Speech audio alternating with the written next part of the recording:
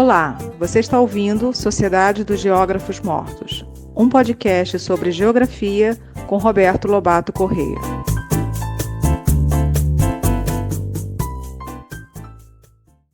Boa tarde a todos e a todas. Nós vamos iniciar o nosso 11º episódio da segunda temporada com o tema Espaço e Cultura. No episódio de hoje, nós vamos discutir um pouco o tema itinerários simbólicos.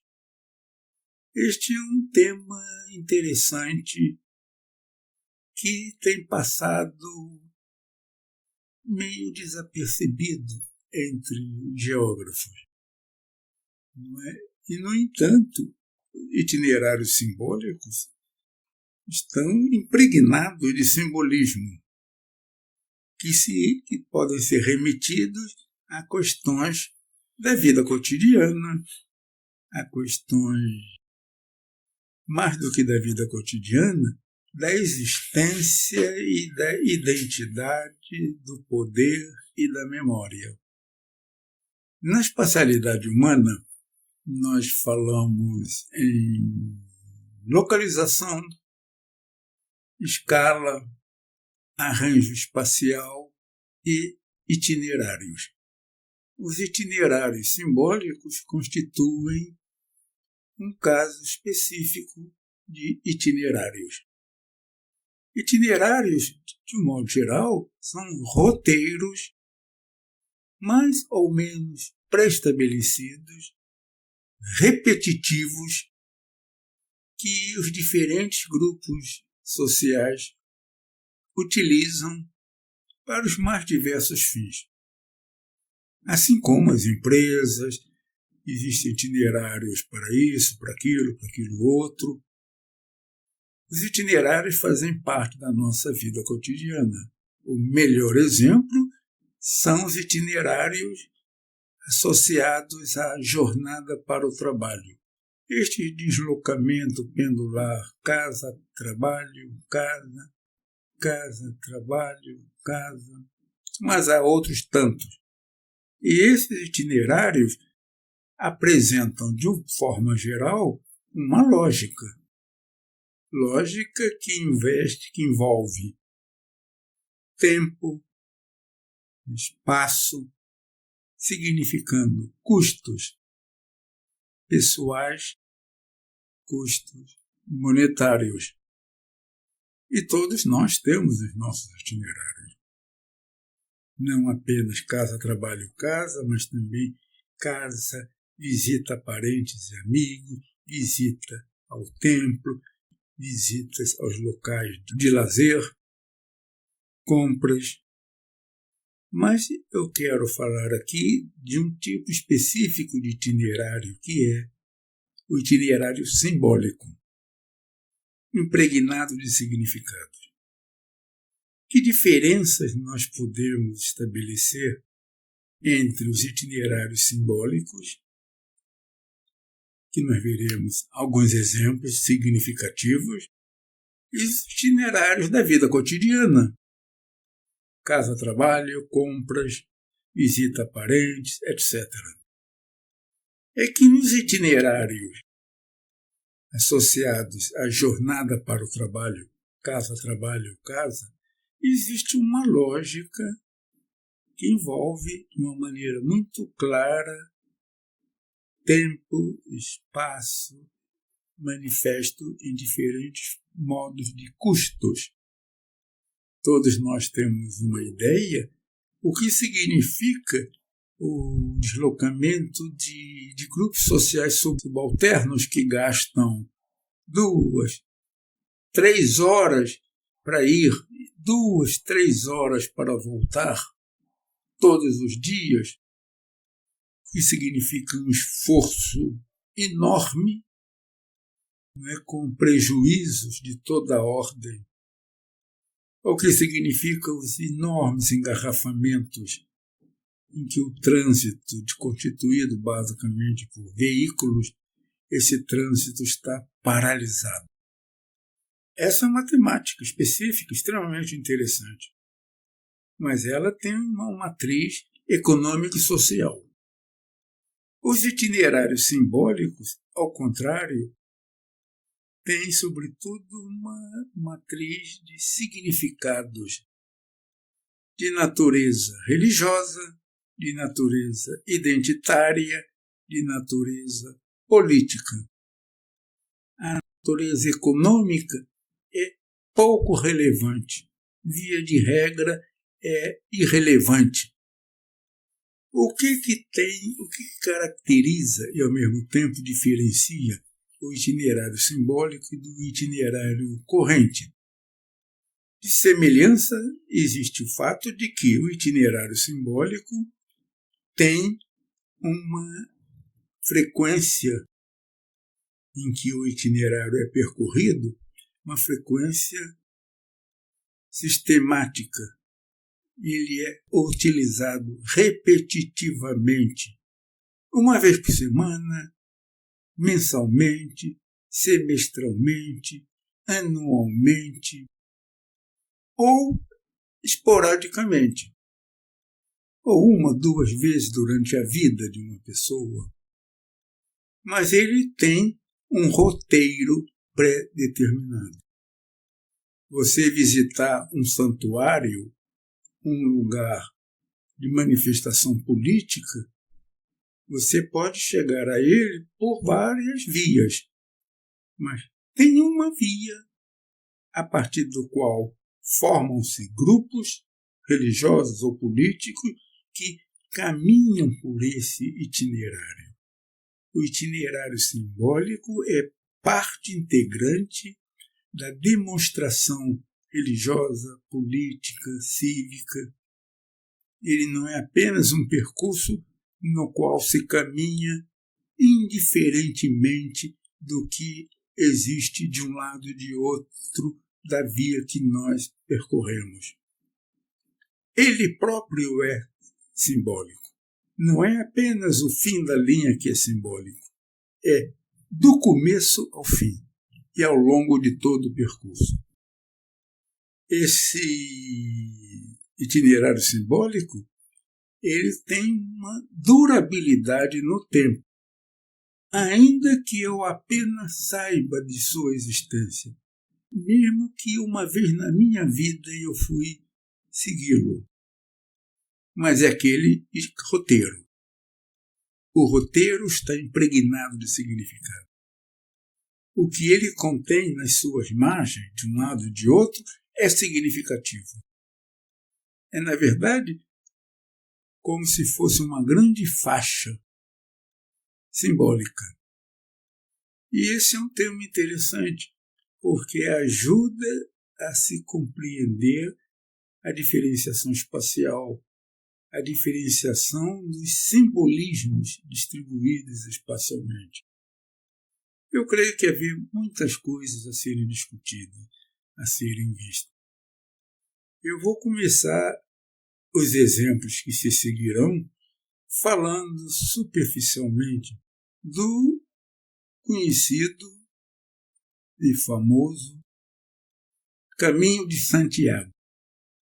É um caminho que vem da França, entra pelo norte da Espanha, passando por cidades como Burgos, e pelo norte da Espanha chega à província da Galícia, cuja capital simbólica é Santiago de Compostela, onde está o grande templo destinado a Santiago, um dos apóstolos de Cristo. Consta que o seu corpo está enterrado ali. E esse lugar tem há centenas e centenas de anos atraído milhares e milhares de peregrinos. O trajeto é um trajeto programado, com hospedagem, alimentação, socorro para as pessoas. Peregrino é acompanhado, se quiser, tem todo o apoio. E isso tem se transformado e hoje é um importante elemento para o turismo internacional. É o mais famoso de todos, dos itinerários simbólicos de natureza religiosa. Ou seja, ir para pagar uma promessa na igreja de Santiago de Compostela, tudo bem, mas deverá ser pelo caminho de Santiago, para dar força à sua promessa, à sua intenção religiosa. Esse é um exemplo internacional conhecido. Acho interessante ir a Santiago de Compostela. Existe uma tese publicada por uma professora de antropologia da UERJ, Sandra de Sá, que se chama A Pé com Fé. A Pé com Fé, que descreve essa trajetória do peregrino pelo caminho de Santiago de Compostela. O primeiro exemplo que eu vou mencionar aqui é de natureza religiosa. E este exemplo e um outro estão no livro chamado Deuses da Cidade, Gods of the City, que é um livro que analisa as práticas religiosas no continente norte-americano e em outros lugares. Gods of the City. Para quem se interessar por esse tema, é extremamente interessante. O primeiro exemplo, então, é dos porto-riquenhos na ilha de Manhattan, o distrito mais importante da cidade de Nova York, na área chamada do Baixo Lado Oriental, Lower East Side, na área da paróquia católica de Santa Brígida. Os porto-riquenhos, como nós sabemos, constituem, eu diria, uma colônia disfarçada dos Estados Unidos. Estado livre associado. Reservatório de força de trabalho subalterno para o mercado americano. Eles têm uma cultura hispânica. Porto Rico é uma unidade bilíngue, espanhol e inglês. Sua população é, em parte, de origem espanhola e, em parte, e talvez majoritária, de descendentes de escravos que, no período colonial, foram levados para lá para o cultivo, sobretudo, da cana-de-açúcar. São católicos de formação. As condições precárias de vida dos porto-riquenhos em Porto Rico levou-os a emigrar em grande parte para os Estados Unidos. E Nova York constitui uma das áreas principais. Na ilha de Manhattan, eles passaram a ocupar, entre outras áreas, esta área do Baixo Lado Oriental, Lower East Side, na área que no passado tinha sido ocupada, desenvolvida por irlandeses que criaram ali a paróquia de Santa Brígida, que é a padroeira da Irlanda. Então, os porto-riquenhos, seus descendentes, hoje moram numa área degradada, cheia de cortiços, slums, e tem péssimas condições de trabalho. Nessa paróquia Santa Brígida, padres progressistas organizam a Semana Santa dos porto-riquenhos. Nessa Semana Santa e durante a Quaresma toda, é extremamente importante aquilo que se denomina a Via Sacra. que é uma procissão no interior da igreja, onde existem 14 quadros que descrevem as etapas do percurso de Jesus Cristo até a crucificação. É a via sagrada, ou a via da cruz. Mas esses porto-riquenhos, ao invés de fazerem essa procissão dentro da igreja, fazem a procissão na rua. Mas na rua onde estão as chamadas 14 estações, 14 quadros que descrevem o percurso de Cristo até o Gólgota. Foram criados, então, metáforas visuais, metáforas rituais. A procissão, na Sexta-feira Santa, sai da igreja, caminha por um itinerário simbólico, parando em determinados lugares e ali rezando. Que lugares são esses? Exemplo, param diante de uma escola pública detonada, onde estudam os porto-riquenhos que moram no bairro. Param em frente a um hospital onde se faz aborto. Os porto-riquenhos param e rezam. Param na porta principal de um parque onde é comum jovens irem para se drogarem.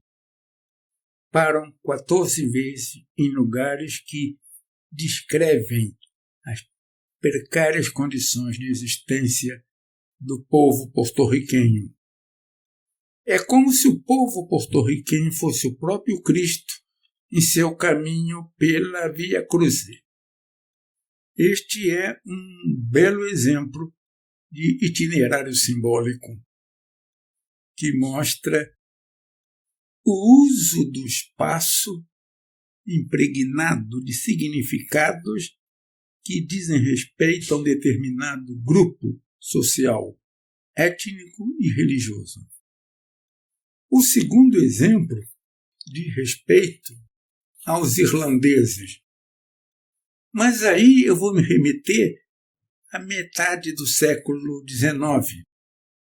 Irlandeses que foram da Irlanda, passando naquele momento pela crise de abastecimento, o fracasso da colheita da batata, levando a milhares e milhares de irlandeses a emigrarem para os Estados Unidos.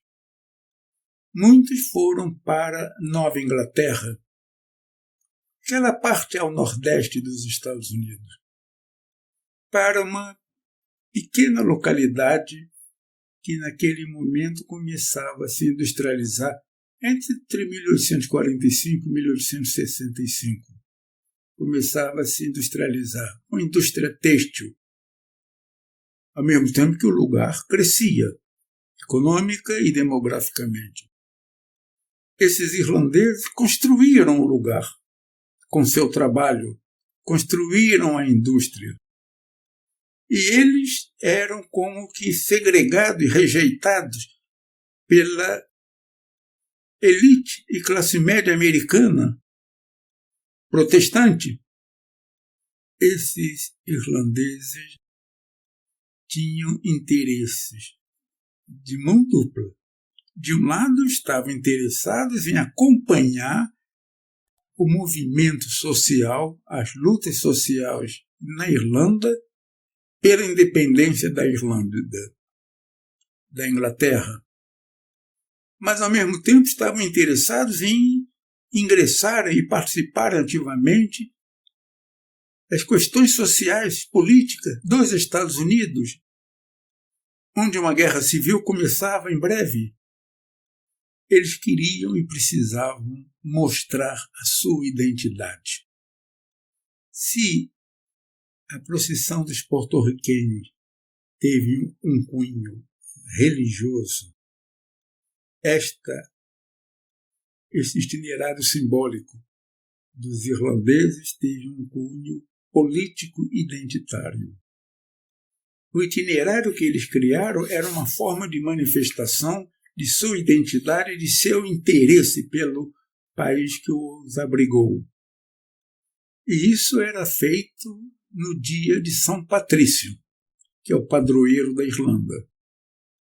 E esse itinerário simbólico não se fazia por toda a cidade, mas nos limites das áreas habitadas pelos irlandeses, indicando que eles estavam cercando e evidenciando o espaço irlandês, o espaço que eles construíram com seu trabalho, mostrando ali a força de um grupo social, étnico, que afinal construíra o progresso naquela cidade. Essa marcha não entrava nos bairros dos americanos, mas ficava restrita ao bairro irlandês, circulando em parte pelo perímetro do bairro. É um itinerário simbólico. O terceiro exemplo é um exemplo de Singapura. Singapura é uma invenção capitalista pós-Segunda Guerra Mundial, depois da década de 1960, em que o enclave inglês tornou-se independente, controlado em grande parte por elites de origem chinesa, mas que é multiétnico. Malaios, chineses, indianos e outros grupos. Mas é um centro financeiro extremamente significativo. É uma ilha com pequena área no continente, com enormes prédios onde estão sedes sociais de empresas bancárias. E do capital financeiro, e do capital industrial especificamente, capitais originários de Singapura estão no Brasil e controlam uma série de serviços. Inclusive administram o aeroporto do Galeão e outras coisas mais. Há uma tensão étnica em Singapura entre chineses, malaios, indianos, birmaneses, tensão étnica e religiosa, porque mistura budismo, islamismo, brahmanismo, várias línguas, várias grafias. É difícil imaginar uma unidade em Singapura, que aliás existe e é fornecida pelo capital financeiro.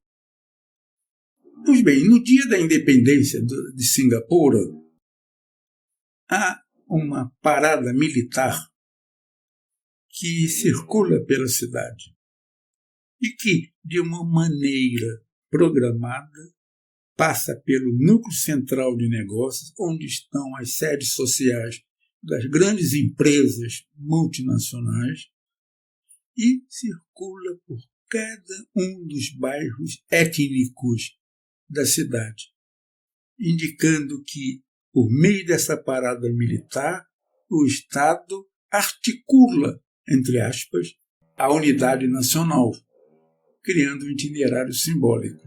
Esse terceiro exemplo nos mostra a riqueza dessa temática. Itinerários simbólicos eminentemente religiosos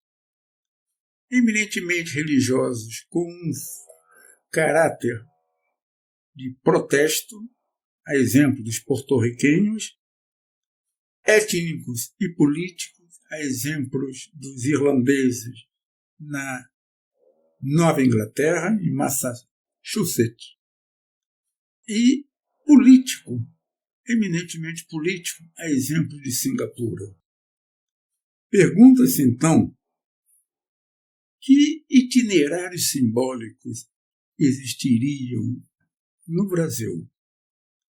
Em Buenos Aires, eu tenho uma referência de um itinerário simbólico feito pelos descendentes de italianos no bairro da Boca, em Buenos Aires, já que a importância dos imigrantes italianos e seus descendentes tem sido colocada à tona pela imigração massiva de escuros, quer dizer, de índios mestiços, de branco com índios, oriundos do norte da Argentina, para Buenos Aires, para os bairros próximos ao centro, como o bairro da Boca.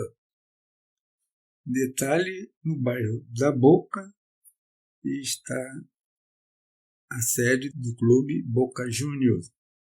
Está o estádio da Bombonera. Esses descendentes de italianos fazem uma procissão pelo bairro, mostrando e querendo resgatar as tradições italianas e operárias na Argentina. Há muitas coisas possíveis de serem feitas. Será que as marchas de protesto no Rio de Janeiro e, sobretudo, em São Paulo originaram e originam itinerários simbólicos? De qualquer forma, fica o convite para se pesquisar, verificar, acompanhar e, quem sabe, descobrir itinerários simbólicos no território brasileiro. Itinerários de natureza religiosa, política, identitária e combinação entre eles. Muito obrigado pela atenção. Até a próxima.